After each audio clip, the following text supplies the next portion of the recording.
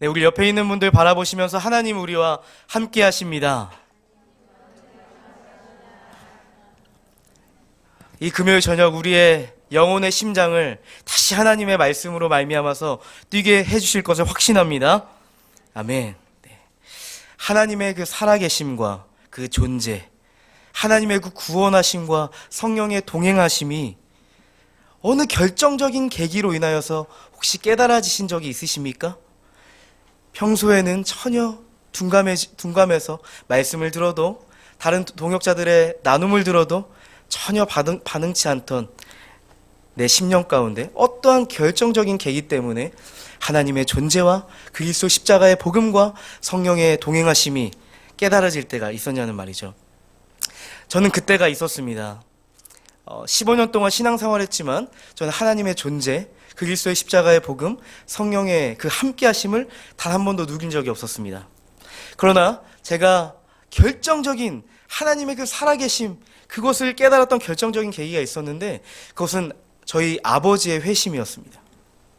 저희 어머니가 15년 정도 아버지의 회심을 위해서 기도했지만 전혀 변화되지 않는 그런 모습을 보면서 저는 제 안에 불현듯 이런 생각이 들었습니다. 하나님은 살아계시지 않을 수도 있겠다.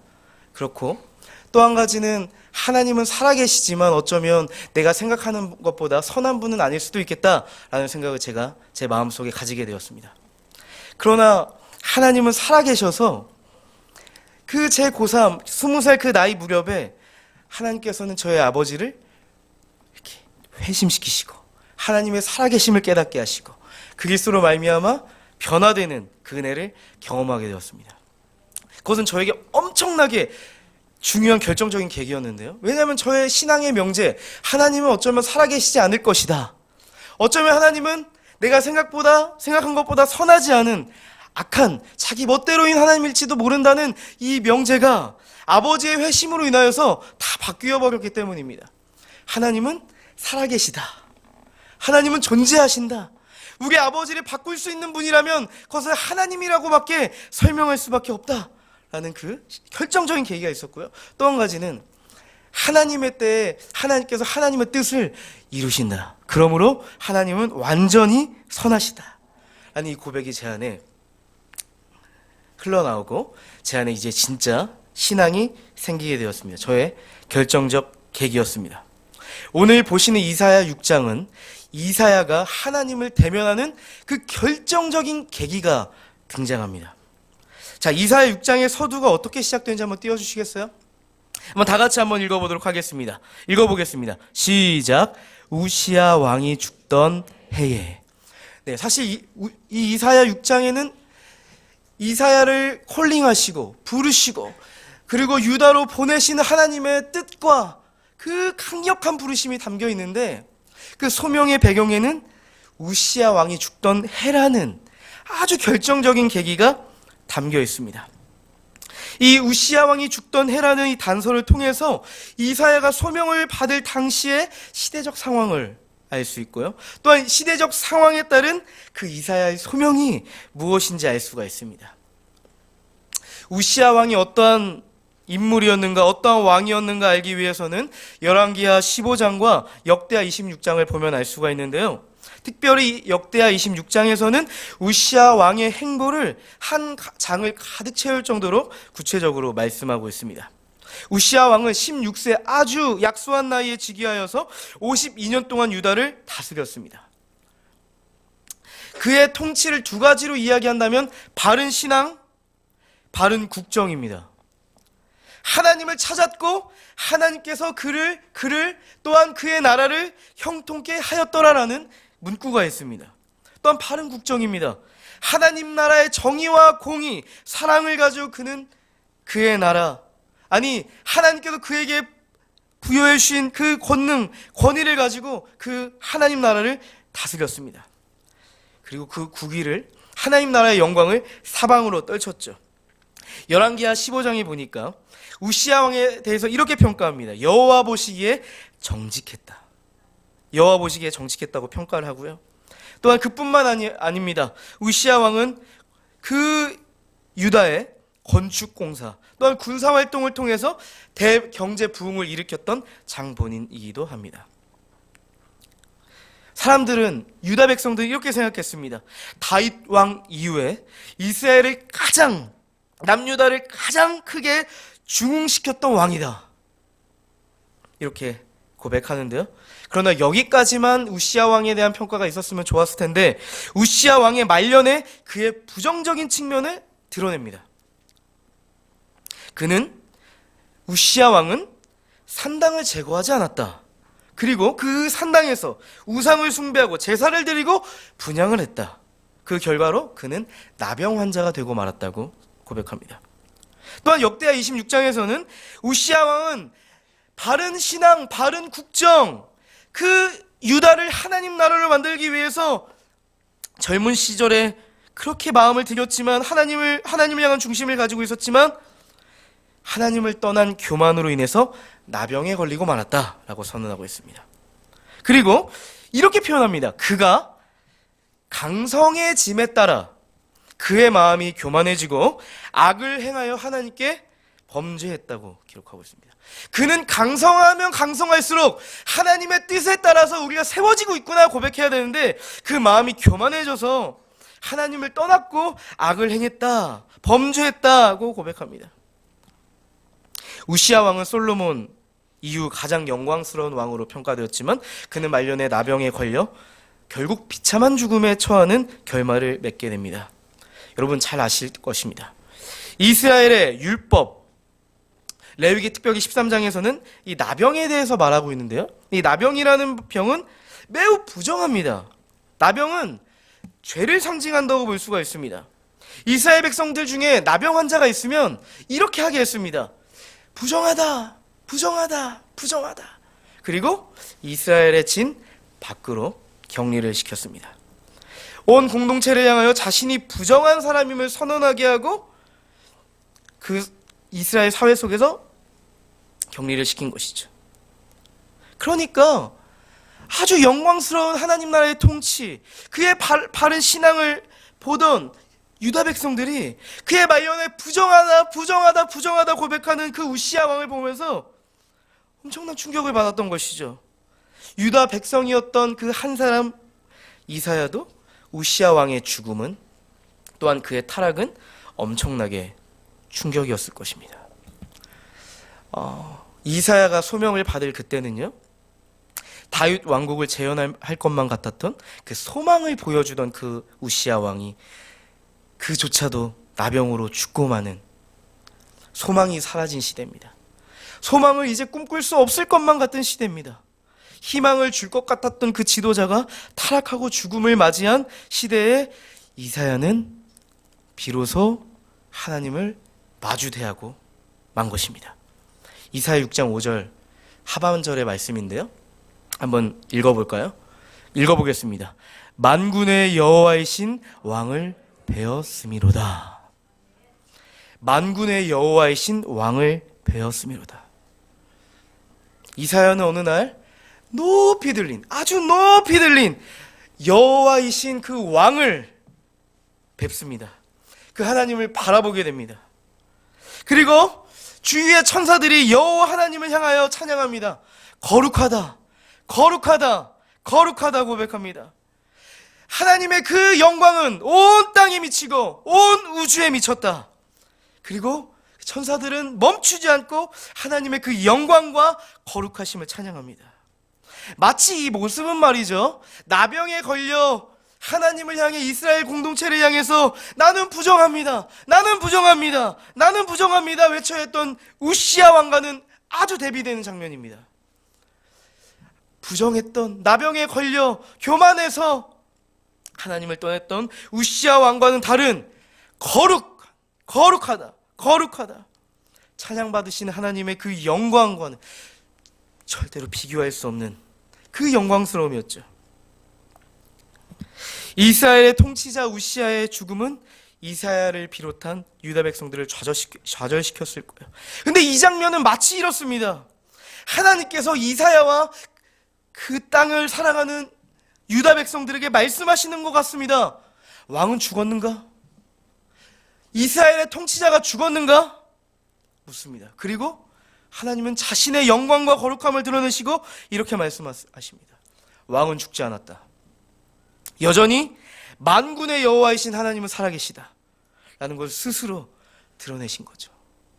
마치 모세가 자신의 동족을 괴롭히는 애굽 관리를 죽이고 미디안 광야로 숨어서 하나님과 관계없이 살아가다가 어느 날 불현듯 찾아오신 하나님의 그 존재와 소명, 나는 스스로 있는 자다, 너의 왕은 결코 죽지 않았다 라고 말씀하시는 것만 같습니다. 영광과 거룩을 가진 왕은 인간의 왕이 아니고 이스라엘의 근원 되신 여호와 하나님이셨던 것이죠. 이사야는 오직 한 분 왕은, 인간의 왕과 구별되는 한 분 거룩하신 그 왕은 오직 하나님, 그분이라는 것을 지금 깨닫고 있습니다. 하나님께서는 소망이 없어, 소망을 꿈꿀 수 없어,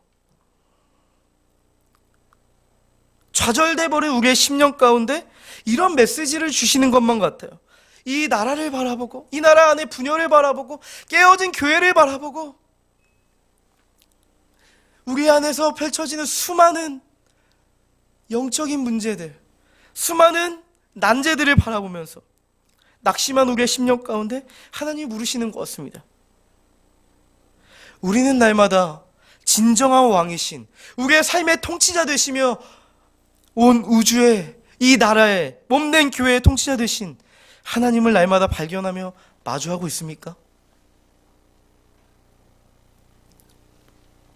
하나님의 영광과 거룩을 마주한 이사야는 이제 고백합니다. 이사야 6장 5절 말씀입니다. 다 같이 한번 읽어보도록 하겠습니다. 읽어보겠습니다. 시작.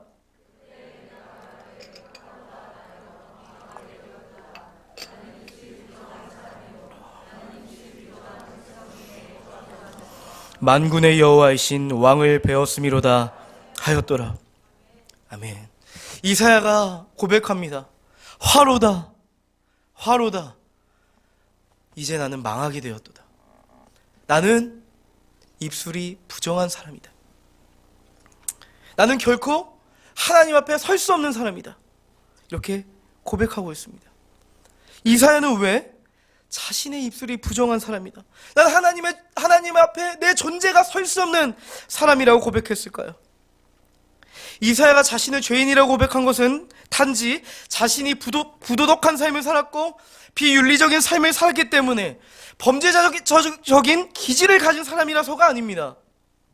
그는 거룩하신 하나님 앞에 죄악된 그 실존을 발견했기 때문입니다.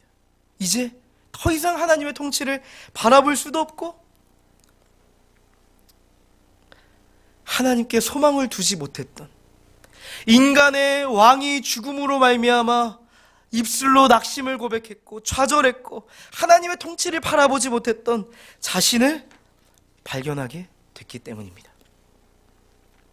도저히 이제 내가 죄악된 실존을 가지고 하나님 앞에 설 수 없음을 깨닫게 된 것이죠. 여러분, 요즘 여러분은 하나님 앞에 설 때 주님, 정말 제가 하나님 앞에 설 수 없는 더러운 죄인입니다 라는 고백을 하신 적이 있으십니까? 우리가 단지 도덕적으로, 비윤리적으로, 범죄자적인 기질을 가져서 이 고백을 하는 것이 아니죠. 우리는 날마다 하나님의 영광과 거룩하심을 마주할 때 우리 안에 죄악됨과 연약함과 부끄러움을 고백할 수밖에 없습니다. 거룩하신 하나님의 영광 앞에서는 우리는 하나님의 은혜가 필요한 죄인임을 고백할 수밖에 없습니다. 이것은 교회에서 훈련을 시키기 때문이 아니고 우리의 어떤 의지적 노력이 아니지 않습니까? 하나님의 영광과 마주대한 우리의 실존, 죄악된 실존을 발견하기 때문입니다. 이 장면은 누가복음 5장 8절에도 등장합니다. 한번 띄워주시겠어요? 다 같이 한번 읽어보도록 하겠습니다. 시작. 시몬 베드로가 이를 보고 예수의 무릎 아래 엎드려 이르되 주여 나를 떠나소서 나는 죄인이로소이다. 네, 베드로가 밤이 새도록 그물을 내렸습니다. 한 마리도 잡지 못합니다. 아주 허망한 심정을 가지고 허탈해 서 있는데 예수께서 나타나셔서 저기 한번 그물을 내려보라고 말씀하시는 것이죠. 그리고 잘 아시는 바와 같이 예수님의 말씀에 따라 그물을 내린 베드로는 그물이 찢어질 정도로 가득히 물고기를 잡게 됩니다. 근데 베드로가 했던 그 고백은요, 예수님 감사합니다, 당신 때문에, 당신 덕분에 내가 부자가 되었군요 라는 고백이 아니고, 이 고백이죠. 풀썩 예수 앞에 주저앉아서, 주여 나를 떠나주십시오. 나는 죄인입니다. 나는 당신과 함께 할 수 없는 처절한 죄인입니다 라고 고백을 하는 거죠. 우리 같으면 당신이 내가 어부하는 동안에 옆에 계속 따라다니면서 내가 부자가 될 수 있도록 도우소서 라고 얘기를 해야 되는데, 그게 아니고 지금 나에게 말씀하신, 나와 함께 하신, 나와 지금 대화를 하고 있는 이분이 정말 살아계신 하나님의 아들 예수 그리스도라는 그 고백이, 주여 나는 죄인입니다, 나를 떠나주십시오 라는 고백으로 터져 나오는 거죠. 죄인이란 이 처절한 고백은요, 하나님을 향한 은혜를 갈망하게 됩니다. 이 화로다 나로 망하게 되었도다. 나는 입술에 부정한 자다. 입술에 부정한 백성 중에 난 거주하고 있는 한 사람에 불과하다 라고 고백을 하는데, 하나님께서는 제단의 숯을 집어다가 그의 부정한 입술에 대어주십니다. 그리고 이렇게 말씀하시죠. 네 악이 제하여졌고 내 죄가 사하여졌느니라. 이 죄인이란 처절한 고백은 이사야로 하금 하나님의 은혜를 경험케 합니다. 이제 영혼의 심장이 다 죽어서 끊어져 가는데 하나님께서 영혼의 CPR을 하시는 거죠. 다시 그 영혼의 심장을 뛰게 하시는 거죠. 죄인이란 이 처절한 고백이 우리 안에 없다면 우리는 결국 하나님의 은혜를 갈망하지 않게 됩니다. 그리고 하나님의 은혜를 누릴 수 없습니다. 그리고 그 심장은, 영혼의 심장은 어느덧 뛸 수 없는 죽음에 이르고 마는 것이죠. 요즘 우리에게 은혜가 있습니까? 요즘에 여러분의 영혼의 심장을 뛰게 하는 은혜가 있습니까? 하나님의 은혜 앞에서 내 죄악된 심령, 아주 처절한 이 심령을 가지고 하나님께 엎드려지고 있습니까? 이는 우리의 인생 가운데 과연 결정적 계기를 가지고 날마다 하나님의 은혜를 누리고 있는가? 이 질문과도 같습니다. 하나님께서는 이사야에게 말씀하십니다. 이사야 6장 8절 말씀인데요, 한번 읽어보도록 하겠습니다. 읽어보겠습니다. 시작. 내가 누구를 보내며 누가 우리를 위하여 갈꼬, 말씀하십니다. 하나님께서는요, 그분의 주권과 통치를 누리는 한 사람을 찾고 계셨습니다. 왜냐하면 지금 유다는 하나님의 통치를 전혀 누리지 못하는 그곳이 되어버렸기 때문입니다. 하나님 나라가 되어야 할 그 유다가 하나님의 통치를 전혀 누리지 못하고 하나님의 주권 속에서 살아가지 못하는 그곳이 되어버렸기 때문에 하나님께서는 하나님의 주권과 통치를 선포할 수 있는 한 사람을 그곳으로 보내고 싶으셨던 것이죠. 영적으로 어두컴컴한, 보이지 않는, 소망이 없는 그곳에 하나님을 위해 갈 한 사람을 찾고 계십니다. 근데 하나님께서는 이사야를 부르실 때 좀 특징적인 장면이 있는 것 같아요. 이사야에게 영광과 거룩하심을 보여줬으면, 이사야야, 너가 나를 위해 가다오, 너가 나를 위해 갑시다, 가자, 너가 나를 위해 일하라 말하면 좋을 텐데, 하나님께서는 아주 소망 없고 아주 유다의 영적인 어두컴컴한 상황 속에서 하나님의 마음을 그냥 슬쩍 내비치시는 거예요. 누가 우리를 위해 갈까? 내가 누구를 보낼까? 누가 우리를 위해서 갈까? 이런 거죠. 내년에 이제 사역 박람회가 있는데요. 올해 지금 사역 박람회가 있고 내년에 사역 신청을 받고 있는데요. 네. 집사님, 한번 내년에 같이 사역해 보시지 않겠어요? 집사님의 마음이면, 열정이면 충분히 함께 하실 수 있겠습니다. 제안할 수 있을 텐데 그렇게 하지 않고, 집사님 어떻게 해요? 우리 부서가 지금 교사가 없어요. 영혼들은 차고 넘치는데 교사가 없어요. 이 말만 하는 거죠. 마치 그런 느낌인 것 같아요. 하나님의 통치가 다 끊어지고 하나님을 하나님을 찾는 이가 없고 하나님의 주권을 인정하는 이가 없는 그곳에 누가 갈까? 누가 우리를 위해 갈까? 만약에 이렇게 제안한다면 이사야의 마음은 어땠을까요? 가고 싶지 않았을 거예요. 이사야. 희망적인 상황이 아니거든요. 비관적이었을 거예요. 눈앞에 펼쳐지고 있는 현실을 바라볼 때 막막하기 때문입니다. 네, 하지만 이사야는 이렇게 반응하는데요. 내가 여기 있습니다. 나를 보내소서. 주님, 제가 여기 있습니다. 나를 보내십시오. 하나님 이사야를 명령하시지 않습니다. 강제로 끌어다가 보내시지 않습니다. 그저 하나님께서는 하나님의 영광과 거룩과 하나님의 은혜를 주시고 하나님의 마음을 그저 비춰 주셨을 뿐입니다. 하지만 이러한 하나님의 마음은 이사야에게 필연적으로 갈 수밖에 없는 좁은 길, 사명이라는 것을 알게 된 것이죠.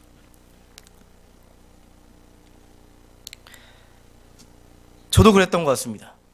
청년회 때 누가 과연 목회자가 되고 선교사가 되고 주를 위해 살 것인가? 참 궁금했어요. 어떤 사람이 헌신하는 걸까?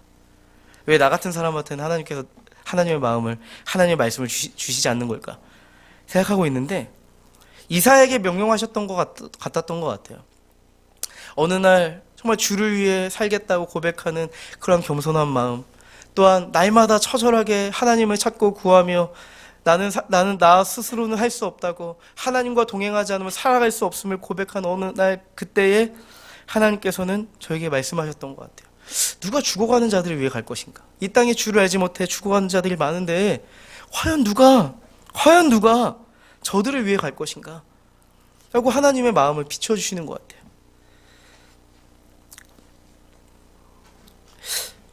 오늘 이사야 이 6장의 말씀을 보면 또 희한한 장면이 등장합니다.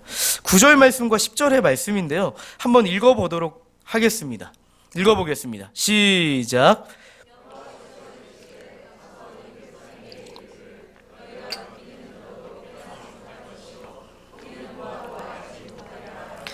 이 백성의 마음을 둔하게 하며 그들의 귀가 막히고 그들의 눈이 감기게 하라.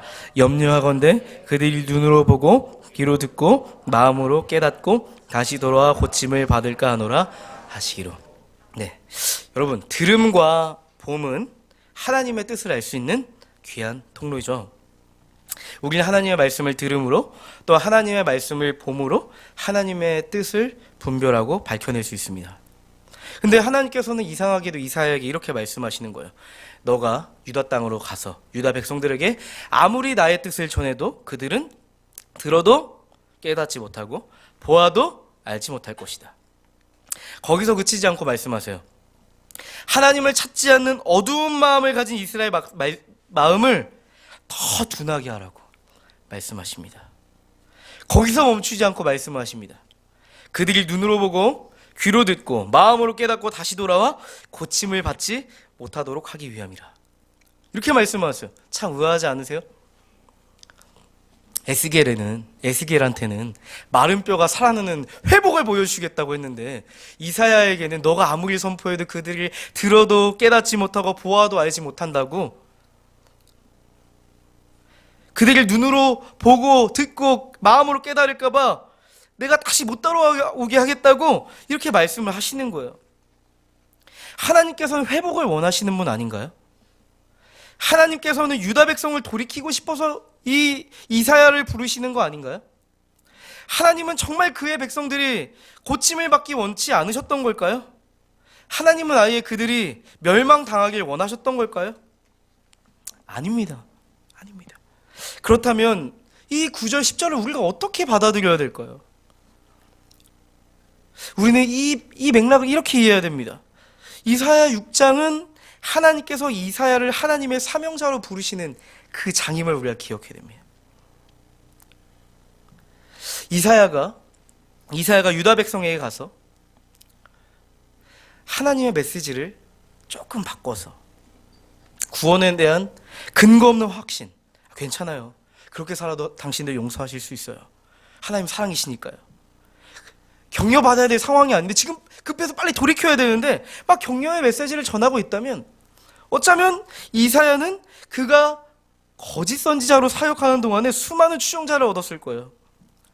눈으로 보는 것마다 깨닫는 거예요. 이사야가 말하는 것마다 깨닫고 보고 알고요. 하나님의 뜻을 아는 것처럼 반응했을 거예요. 그러나 그곳에는 돌이킴이나 회개는 전혀 일어나지 않을 거예요. 왜냐하면 이사야의 메시지에는 하나님의 뜻에 대한 신실함이 없었기 때문이죠. 이 말씀은 바로 이런 말씀입니다. 이사야, 너는 그 완악하고 폐역하고 황폐해진 그 땅에 가서 하나님의 뜻, 나의 뜻을 그대로 전하라.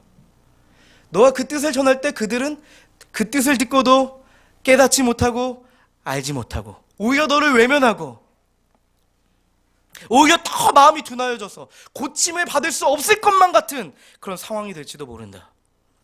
그러나 너는 그럼에도 불구하고 나의 메시지를 전하라. 이렇게 말씀을 하시는 거죠.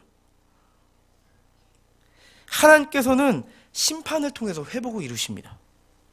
하나님은 회복과 구원이라는 큰 그림 속에서 하나님의 화를 선포하십니다. 거룩하신 하나님은 이사야를 통해서 이스라엘 백성이 죄에서 돌이키기를 간절히 원하셨던 거죠. 이미 완악해진 세대와 후손들의 영혼을 생각하면 화를 선포하는 이사야의 이 메시지는 그들이 하나님과 더욱 멀어지지 않게 하도록 하나님께서 그 이사야를 사용하고 싶으신 거죠.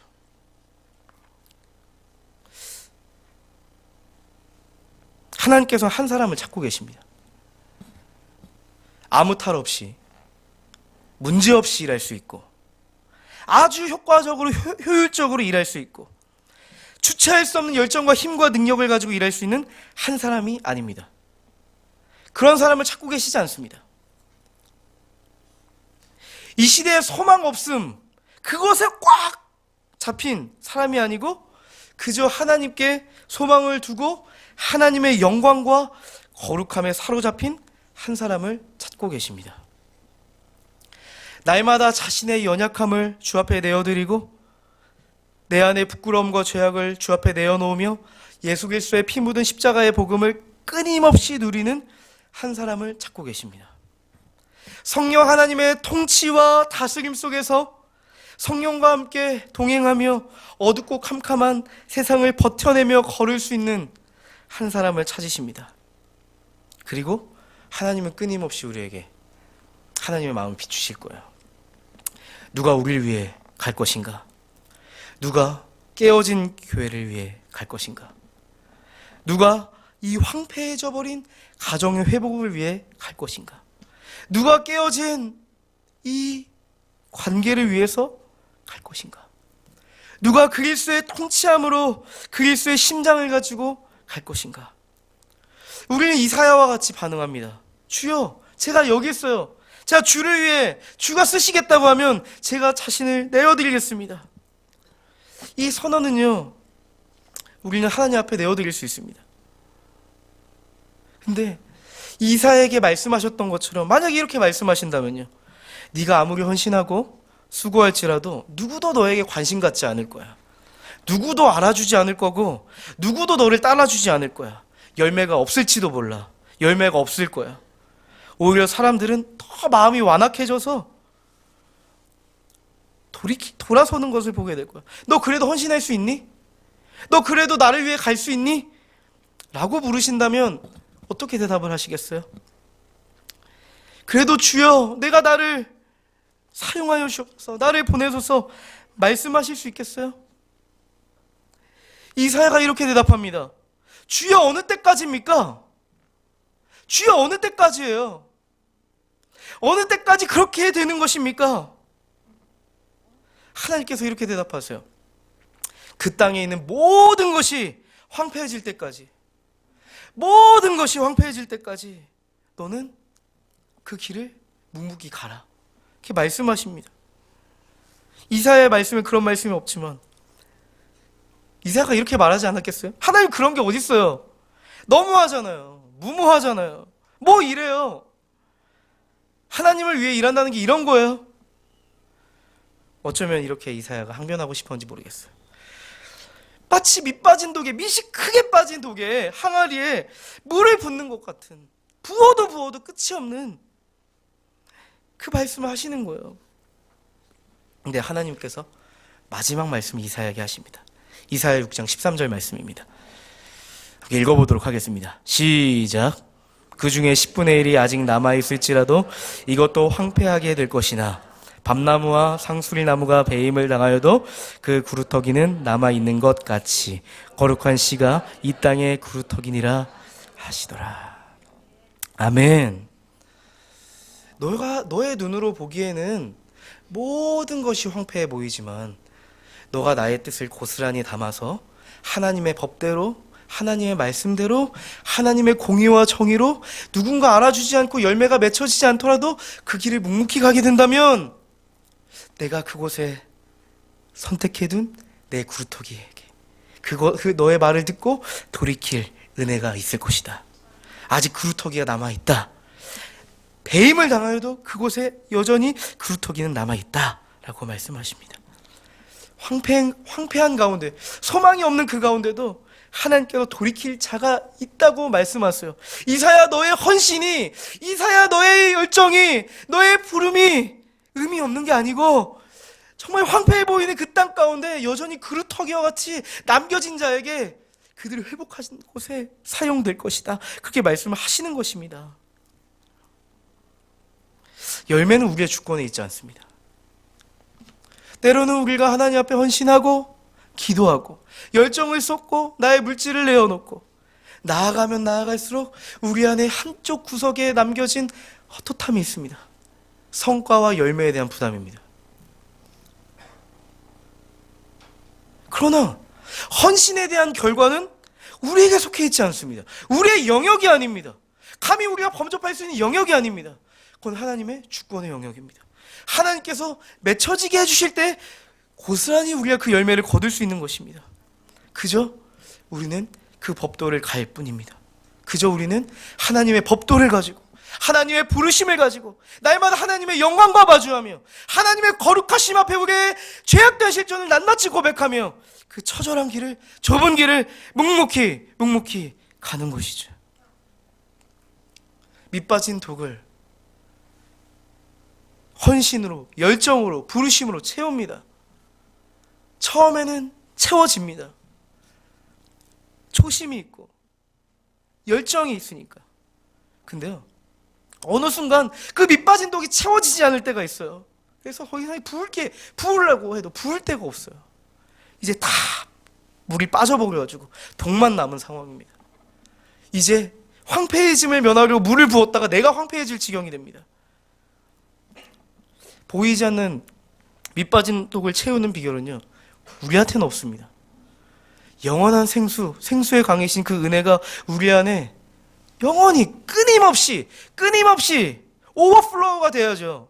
그 은혜가 그 독에 채워져야만 우리는 그 안에, 그 부르심 안에 헌신하고 존재할 수 있는 것입니다. 그것밖에 없습니다. 우리는 그저 하나님의 법대로 경주하는 것뿐입니다. 하나님의 법대로, 하나님의 부르심대로, 하나님의 은혜대로 경주하는 것, 그것이 이사야를 부르신 헌신이요, 하나님께서 우리를 부르시는 하나님의 부르심인 줄 믿습니다. 우리 함께 들으신 말씀 가지고, 하나님께서 우리에게 주신 말씀 가지고 함께 기도했으면 좋겠습니다.